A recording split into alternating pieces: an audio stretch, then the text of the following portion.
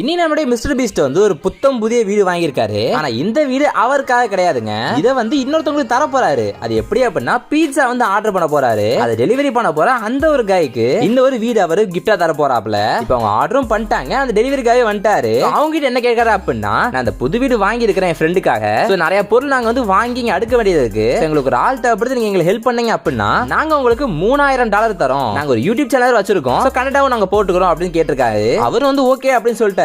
கடைக்கு போறாங்க. ஃபர்ஸ்ட் வந்து ஃபர்னிச்சர் சைடு தான் போறாங்க. அங்க போய் மிகப்பெரிய டேபிள், அந்த வீட்டுக்கு தேவையான சேர் அப்படிங்கிற மாதிரி எல்லா விதமான விஷயங்களையும் வாங்கிட்டு இருக்காங்க. வீடு அப்படின்னா கண்டிப்பா டிவி தேவை இல்லையா? பெரிய ஒரு டிவி வந்து வாங்குறாங்க. அதை அவரே வச்சே வந்து மூவ் பண்ணி கொண்டு போறாங்க.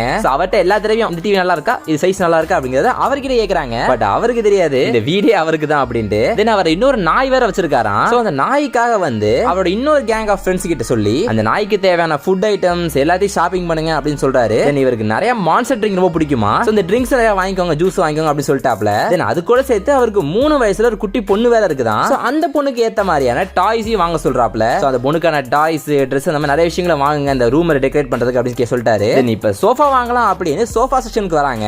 அங்க போய் எல்லா சோஃபாலையும் மேல ஏறி குச்சு எந்த சோஃபா நல்லா இருக்குன்னு செக் பண்ணிட்டு இருக்காங்க. தென் அவரையும் கூப்பிட்டு எந்த சோஃபா நல்லா இருக்கு நீங்களே பாருங்களேன் அப்படிங்கிற மாதிரி அவர்கிட்ட கேக்குறாங்க. அவரு சில சோஃபா நல்லா இருக்குன்னு சொல்றாப்ல. இப்ப அதை எல்லாத்தையுமே வந்து வீட்டுக்கு கொண்டு வந்துட்டாங்க. வீட்டுக்கு கொண்டு வந்துட்டு அது அவரோட ஹெல்ப் மூலியமாவே வந்து அது எல்லாத்தையுமே சூப்பரா அடுக்கிட்டு இருக்காங்க. பட் அவருக்கு இப்பயும் தெரியாது இந்த வீடு அவருக்கு தான் அப்படின்ட்டு. இப்ப எல்லா வேலையும் முடிஞ்சிருச்சு. இப்ப கடைசி அவர் கூப்பிட்டு, நாங்க $3000 வச்சிருந்தோம், பட் இந்த வீட்டுக்கு தேவையான பொருள் நாங்க ஜாஸ்தியா வாங்கினதுனால எங்கிட்ட இந்த காசு காலி ஆயிருச்சு. இப்ப எங்ககிட்ட உங்களுக்கு தரதுக்கு காசே இல்ல அப்படின்னு சொல்லியுமே அவர் ஓகே எனக்கு நோ ப்ராப்ளம் அப்படின்னு சொன்னாப்ல.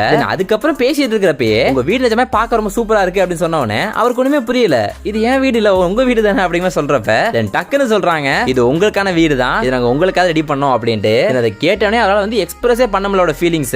அவருக்கு வார்த்தையே வர மாட்டேன்ருச்சு. தென் உள்ள போய் காட்டாரு, இங்க பாருங்க இதெல்லாம் உங்களுக்காக தான், இதான் உங்களுடைய ஃபேவரட்டான ஜூஸ் மான்ஸ்டர் ட்ரிங்க் வந்து நாங்க இவ்வளவு வாங்கி வச்சிருக்கோம், கிட்டத்தட்ட 1000 ஜூஸ் வாங்கிட்டோம். தென் அவர் நாய்க்கான அந்த டாக் ஃபுட், அந்த டாக்கு தேவையான பொருட்கள் எல்லாம் காட்டுறாங்க. அதையும் பார்த்து என்ஜாய் பண்றாரு. தென் அவருக்கு பொண்ணுக்கான ரூமையும் போய் காட்டுறாங்க. அந்த பொண்ணுக்கான ரூம்ல நிறைய பொம்மைகள் அது இதுன்னு எக்கச்சக்கமா இருக்குது. தென் இன்னொரு ரூம் அவருக்காக, அந்த ரூம்ல இந்த பிளே ஸ்டேஷன் சம்பந்தப்பட்ட பொருள் கூட வச்சிருக்காங்க. இந்த மாதிரி எல்லா விஷயங்களுமே இது எல்லாமே உங்களுக்காக தான் நாங்க பண்ணோம் அப்படின்னு காட்டுறாங்க. அவர் மொத்தமா வந்து ஸ்டக் ஆயிட்டாப்ல. தென் கடைசியா அவர் பேசுறப்ப, நான் ரொம்பவே கஷ்டப்பட்டு வந்தேன், நிறைய விஷயங்களை பார்த்திருக்கேன், லைஃப்ல என்ன நெக்ஸ்ட் லெவலுக்கு எப்படி போவேன்னு தெரியாம இருந்தேன். இந்த வீடு அப்படிங்கிறது மிடில் கிளாஸ் ரொம்ப முக்கியமான ஒண்ணு, அது எனக்கு தந்திருக்காங்க அப்படின்னு அவர் கடைசியில அழுகவே செஞ்சுட்டாருங்க. தென் கடைசியா போறப்ப எல்லாருமே கை தட்டி அவருக்கு வந்து வாழ்த்து தெரிவிக்கிறாங்க. தென் கடைசியா வந்து மிஸ்டர் பீஸ்ட் கட்டி பிடிச்சி அழுக ஆரம்பிச்சிட்டாரு. மிஸ்டர் பீஸ்ட் நிறைய விஷயங்கள் சில விஷயங்கள்லாம் வித்தியாசமா பண்ணாலுமே இந்த மாதிரி சில விஷயங்களை பண்ணி மக்களோட மனசை இடத்தையும் பிடிச்சாரு. இந்த வீடியோவோட தான் பிடிச்சா மறக்காம லைக் பண்ணிட்டு சப்ஸ்கிரைப் பண்ணி போயிருங்க.